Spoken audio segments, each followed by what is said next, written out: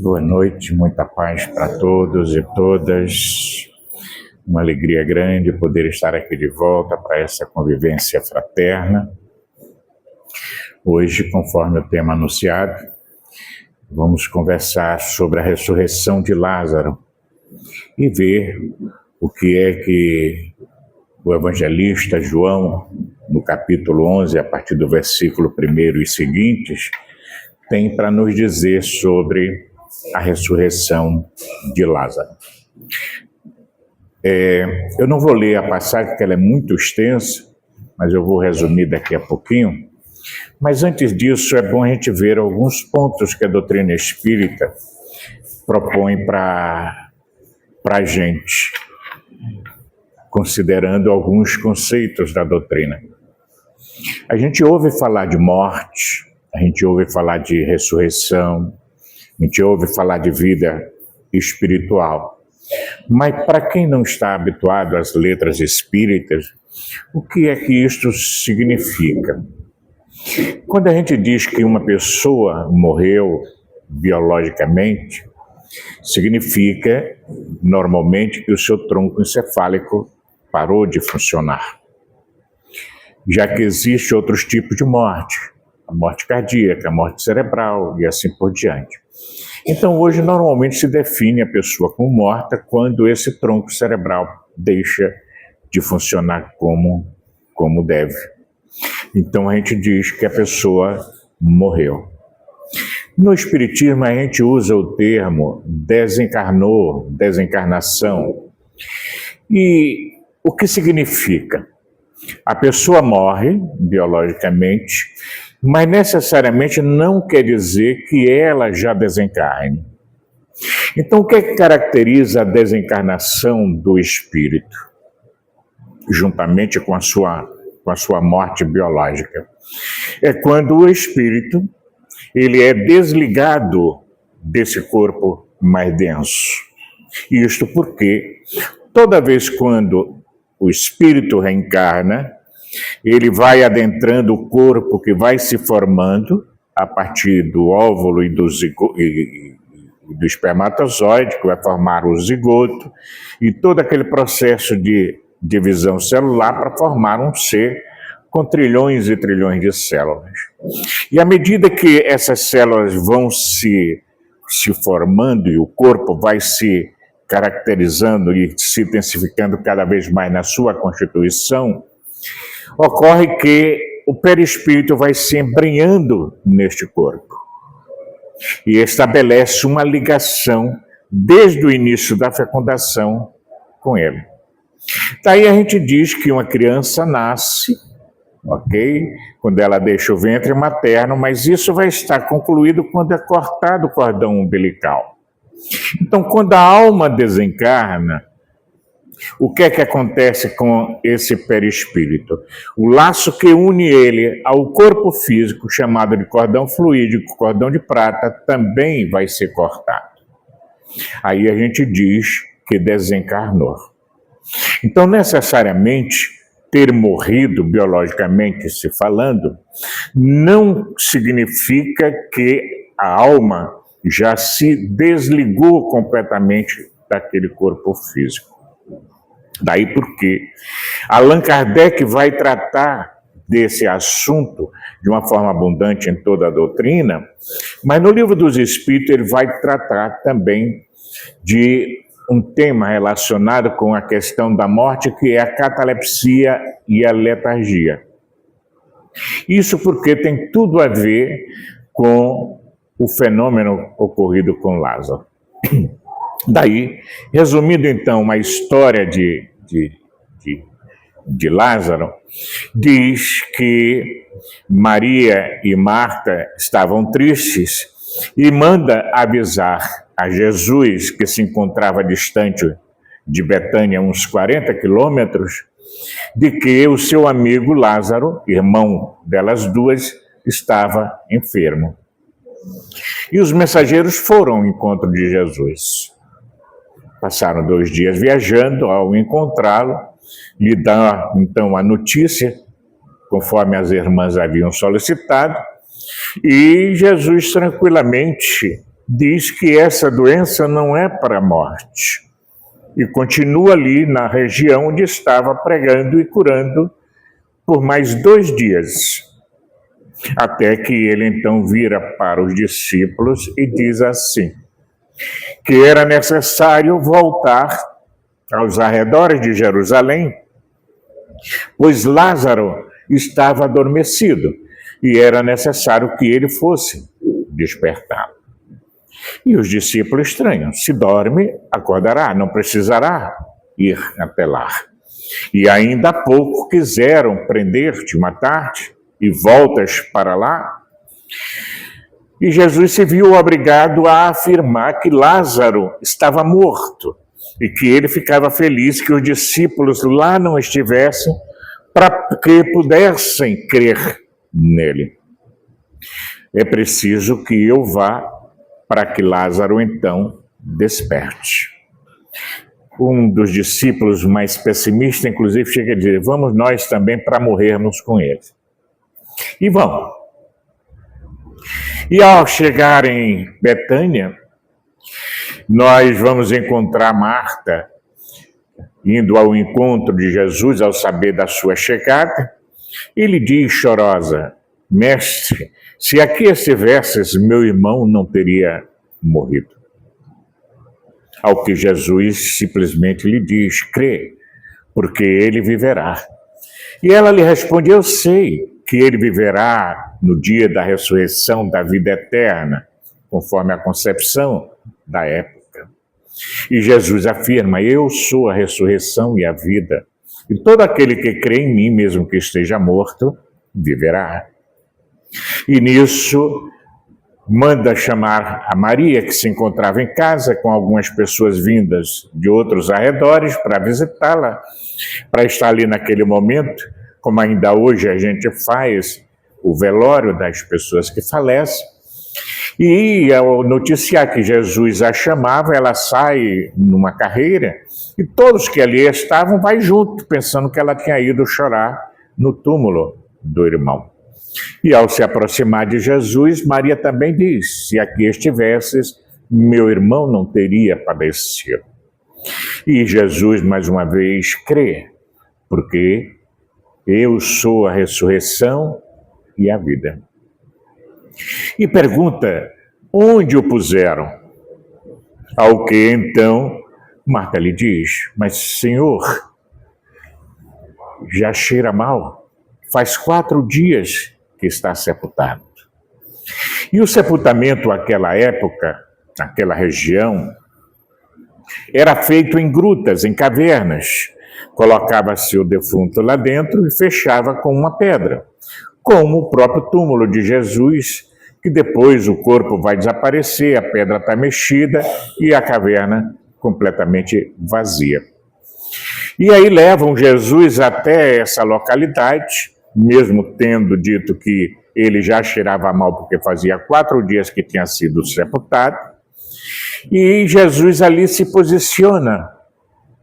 E é interessante a gente perceber que, em função dele estar Lázaro dentro dessa gruta completamente fechada, no sentido mais direto assim do texto para nós, a gente se pergunta, mas como pode uma pessoa sepultada já há 4 dias, cheirando mal, e ser trazida de volta à vida?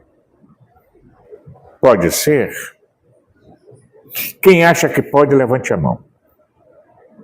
Ok. Então Lázaro estava morto biologicamente? Não, não estava. Porque mesmo que ele estivesse biologicamente morto, nem Jesus, mesmo sendo quem era, não poderia trazê-lo de volta à vida. Porque iria derrogar as leis naturais.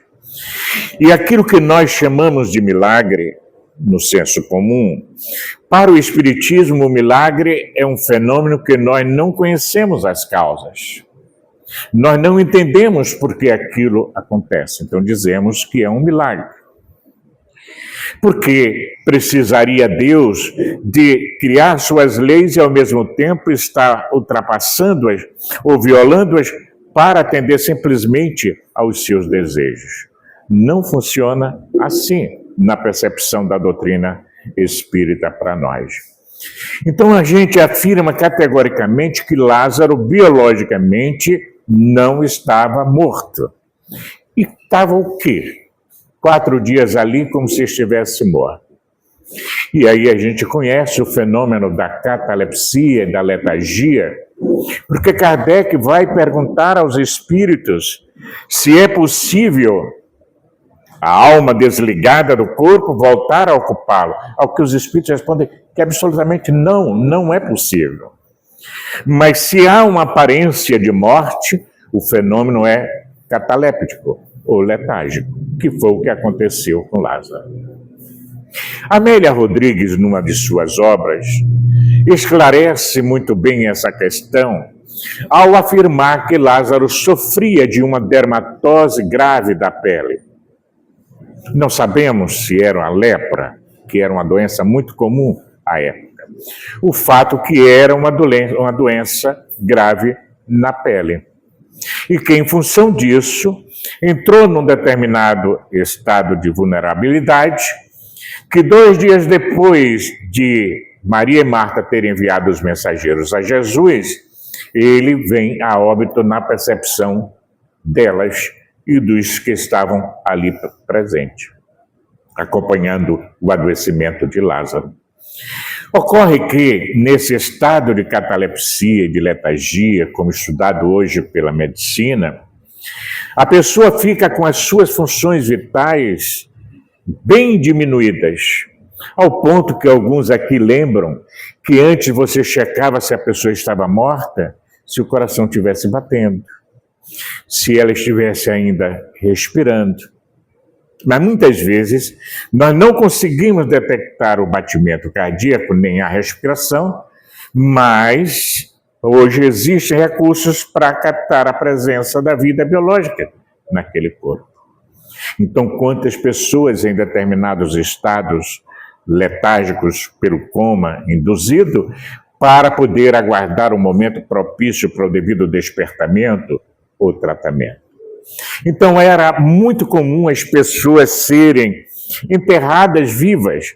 Daí nós vamos encontrar mais 2 fenômenos parecidos com esse de Lázaro, apesar do contexto e das peculiaridades serem diferentes, que é o filho da viúva de Naim, que já estava sendo sepultado. E Jesus, interrompendo o funeral, toca no mancebo e manda que ele se levante. E ele se levanta e é devolvido à mãe. A outra situação, a filha de Jairo, que também, quando Jesus chega à sua residência, todo chorando, lamentando porque a menina tinha morrido, e Jesus sabia que não. A menina dorme, todos caçoaram dele. E ele entra com os discípulos, o pai e a mãe, e manda a menina acordar. Então era um fenômeno muito comum. Como até nós, há pouco tempo atrás, quantas histórias de pessoas que foram sepultadas vivas e quando vai se exumar o corpo está revirado, está isso, está aquilo outro. Dizem, né, que na Idade Média a pessoa era sepultada, amarrada uma linha no dedão dela do pé ou da mão, e essa linha ia para uma sala onde ficava tipo assim um escritório com o vigia do dia, da noite e assim por diante. E se o indivíduo acordasse, bastava mexer na linha que tocava um sino lá dentro e vinha desenterrar porque estava vivo. Hoje basta botar o celular carregado junto e com a bateria extra. O problema é não ter sinal, né? Vai morrer por falta de sinal. Então, era comum isso acontecer. Uma grande médium de desdobramento, Ivone do Amaral Pereira, criança ainda, o velório dela sendo já praticamente realizado, e a mãezinha, que era muito católica, muito fervorosa, ora, pedindo a Deus misericórdia, se fosse da vontade dele, que a ajudasse, que trouxesse a menina de volta à vida.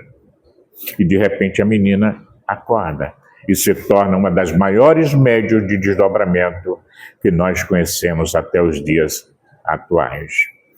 Então, fenômeno de catalepsia, letargia. Daí Kardec vai estudar também, em O Livro dos Médiuns, a questão da mediunidade cataléptica, onde às vezes o indivíduo no estado cataléptico, melhor dizendo, entra nesse estado de sonambulismo, num estado que a gente chama hoje diferenciado da consciência, onde os 5 sentidos ficam como que amortecidos para essa percepção do ambiente espiritual. Então esse foi o fenômeno que aconteceu com Lázaro. Biologicamente, Lázaro não estava morto. Estava no estado de letargia, já que a letargia é um estado de paralisação bem mais profundo do que a catalepsia. Mas aí resta uma pergunta.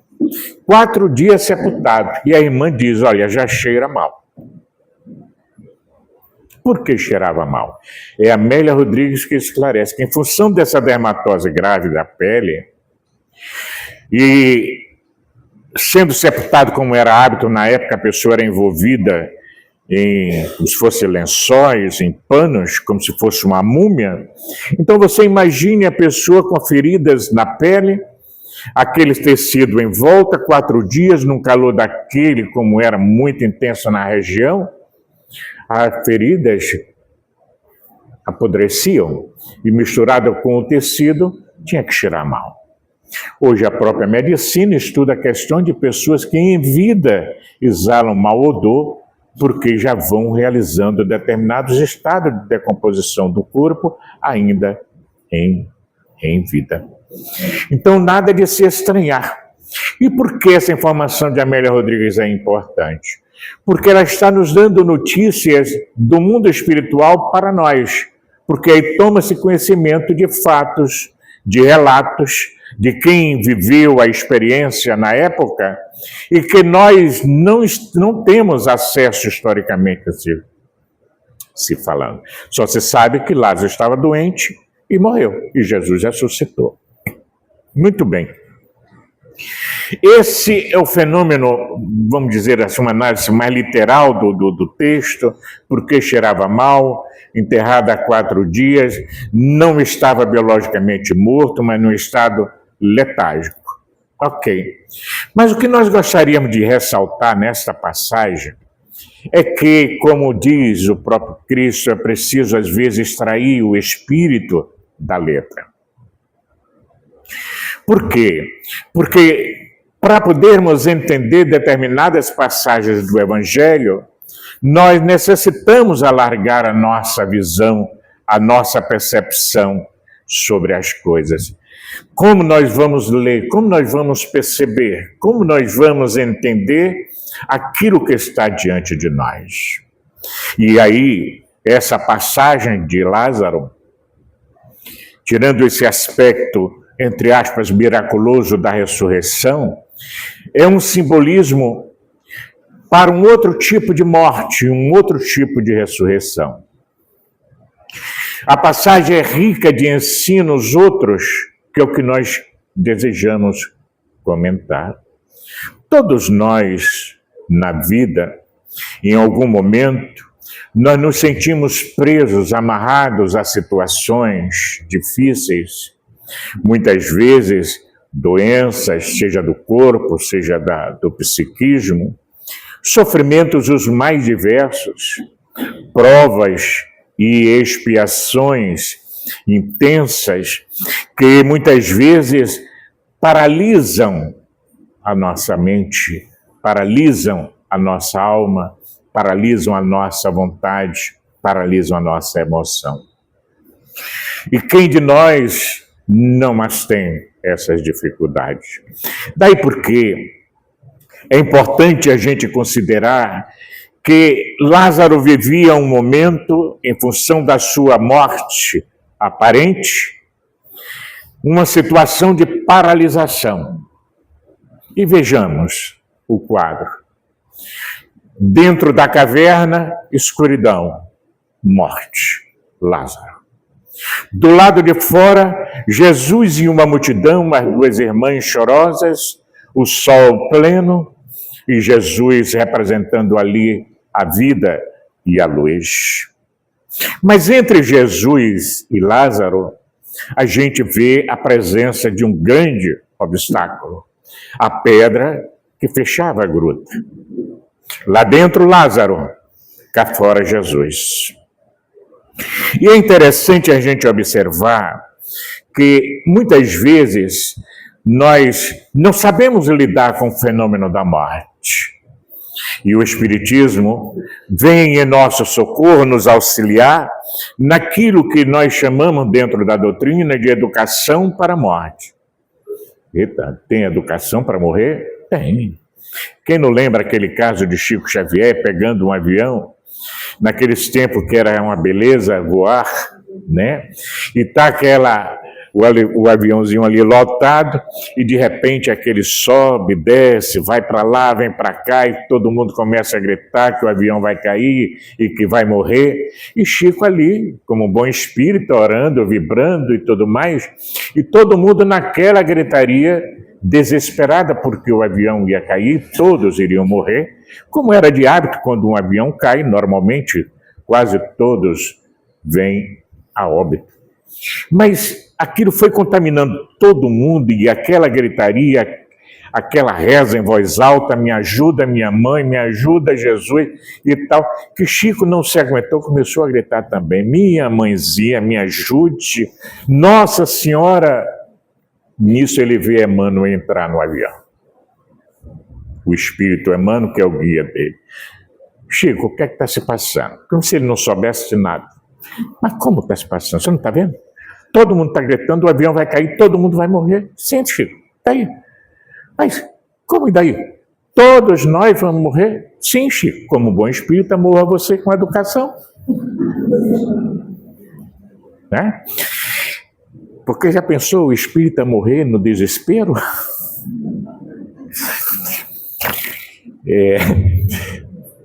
Mas na hora H, né?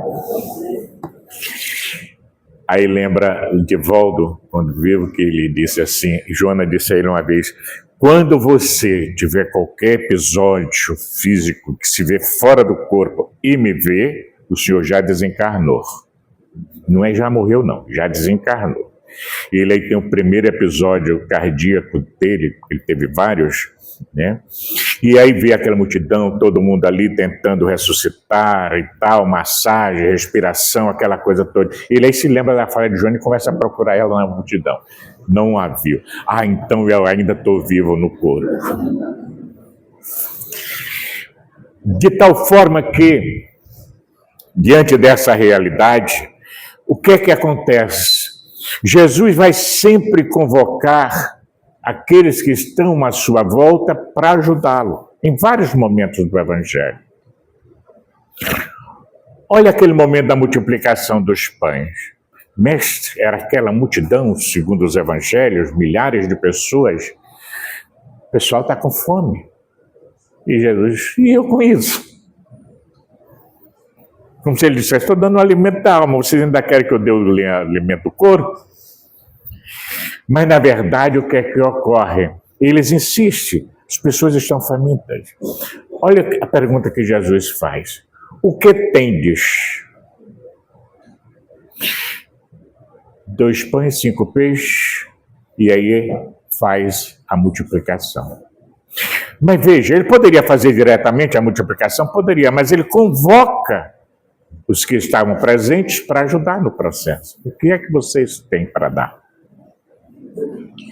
Assim com Lázaro, nós vamos encontrar aquela pequena multidão ali acompanhando Maria e Marta, quando Jesus então se prepara para pronunciar 3 frases significativas. Mas antes disso, ele chora. E um dos presentes diz, olha o quanto ele o amava, a Lázaro, por estar chorando.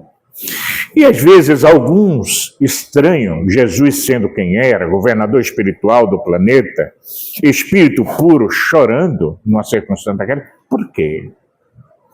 Mas ele não chorava propriamente porque Lázaro estava naquela situação. Ele chorava pela ignorância da multidão, pelo desespero que via naquela multidão e nas duas irmãs em lidar com o fenômeno da morte. O que acontece conosco, que temos o conhecimento da doutrina espírita sobre a morte, a desencarnação, a vida espiritual, quando a gente vê familiar ou familiares nossos naquele desespero quase sem consolo, a gente chora, se não externamente, mas por dentro, por ver a ignorância no sentido de não conhecer aquela realidade. Ou seja, a realidade da vida espiritual. Então Jesus chora por esse estado de ignorância daqueles que ali se encontravam. E é nesse momento que ele, como que em oração, pede: Pai, eu sei que sempre me ouves, mas eu tive que falar assim, dizendo que Lázaro tinha morrido, para que eles creiam que tu me enviaste. E aí convoca aquela pequena multidão para ajudá-lo na ressurreição de Lázaro. E ele vai pronunciar 3 frases significativas e profundas. A primeira, convocando então o social para ajudá-lo, ele diz: tirai a pedra. A pedra era o obstáculo entre Jesus e Lázaro, entre a luz e as trevas do interior da caverna, entre a vida abundante cá fora e a morte lá dentro. E todos vão e retiram a pedra. E aí dá para a gente imaginar o que acontece. Um pouco da luz entra na caverna, clareando-a, aquecendo-a. E aquela barreira grandiosa entre Jesus e Lázaro, totalmente retirada. Trazendo isso para a nossa realidade de hoje, quantas vezes nós, porque nesses estudos do Evangelho podemos nos situar, sendo nós, em vários momentos da vida, qualquer um dos personagens do Evangelho. Só não Jesus. Mas os outros, há momentos que nós vamos agir como as irmãs Marta e Maria, em outros como Lázaro, em outros como aqueles que ali estavam reunidos, em outros momentos como os discípulos, e assim por diante. Daí porque nós vamos encontrar nesse instante esse fenômeno na atualidade da morte de Lázaro em todos nós, porque todos nós, de uma certa forma, já fomos, somos, ou em algum instante da vida seremos Lázaro. Porque na psicologia transpessoal, a gente usa um termo que é assim: morte, renascimento. Não morte biológica, nem renascimento biológico, mas que nós, na vida inteira nossa, do nascimento à morte biológica, nós passamos por vários momentos que podemos chamar de morte e de renascimento. Uma perda considerável de um familiar querido é uma perda, é uma morte. E que com o tempo a gente consegue renascer. Uma perda financeira, uma perda de um bem material, de um afeto. Então são vários momentos de morte e de ressurgimento que nós já vivenciamos, principalmente os mais antigos no corpo. Dessa forma, nós todos poderíamos nos colocar como Lázaro. E às vezes nos encontramos dentro de uma caverna. Lembra de Platão com o mito da caverna? Lá dentro, só aquilo, a sombra. A realidade está lá fora, mas não conseguia acessá-la. Então, quantas vezes nós poderemos estar dentro, sepultado dentro da caverna do medo, da ansiedade, da depressão, dos transtornos psíquicos mais graves, ou às vezes dentro daquela caverna do pessimismo, da angústia. E aí, dentro dessa caverna, estamos paralisados. Quantas vezes, se nós olharmos lá para trás, quando nós tivemos esse fenômeno da morte, para depois renascer, nós ficamos paralisados como Lázaro. Como se estivéssemos enfaixados sem poder fazer movimentação alguma. O próprio Espiritismo mostra que através do fenômeno da obsessão, da subjugação, da possessão espiritual, muitas vezes o indivíduo envolvido nesse processo se encontram à semelhança de Lázaro, dentro de uma caverna escura, sem conseguir fazer a devida movimentação. Precisando, portanto, da ajuda dos familiares, dos amigos, dos colegas, do social, para poder chegar junto e retirar a pedra. E quantas vezes, em função dessa paralisação, o outro não quer, não aceita um tratamento? Quantas vezes se encontra na caverna da drogadição ou do alcoolismo? E às vezes, não preciso, não estou doente, não necessito, e se revolta, e às vezes a gente precisa forçar um tanto a barra para que o outro possa ver a luz. Então, todos nós, mais ou menos, já vivenciamos situações onde nós tivemos recolhido dentro da nossa própria caverna. E lá, paralisação total, sem ação, sem saber para onde ir. Como às vezes ouvimos a pessoa pegar no desespero, me diz para onde eu vou, eu não sei para onde ir, em função do estado interno de paralisação. Daí porque esse fenômeno de retirar a pedra é simbólico, quando a gente traz para a nossa realidade de hoje, porque a emoção, portanto, da dor de ver aqueles que nos são caros ao coração, no estado, às vezes, em que se encontra dentro da sua própria caverna. Como nós, talvez, um dia, lá também, já estivemos. Lázaro, portanto, dormia no fenômeno da letargia, mas ele dormia o sono da sua inconsciência naquele instante, da negação, muitas vezes, de si mesmo e da falta de completude, de plenitude, de totalidade. Muitas vezes, o comodismo das pessoas faz com que não dá para fazer como a irmã, 4 dias já cheira mal. E se Jesus fosse levar isso em consideração, o fenômeno da ressurreição não aconteceria. E muitas vezes a gente tem aquele sentimento de dó do outro, de pena do outro, mas não é o sentimento mais adequado, porque o sentimento mais adequado é o da compaixão, onde você procura compreender o estado de fato em que o outro está, para poder ajudá-lo conforme as suas possibilidades, como Jesus vai fazer com Lázaro. Tirai a pedra é retirada. E aí o que é que acontece? A segunda frase. O que é que Jesus diz? Lázaro, vem para fora. Meditando essa passagem, eu não me conformava. Como é que pode? O cara era amigo de Lázaro.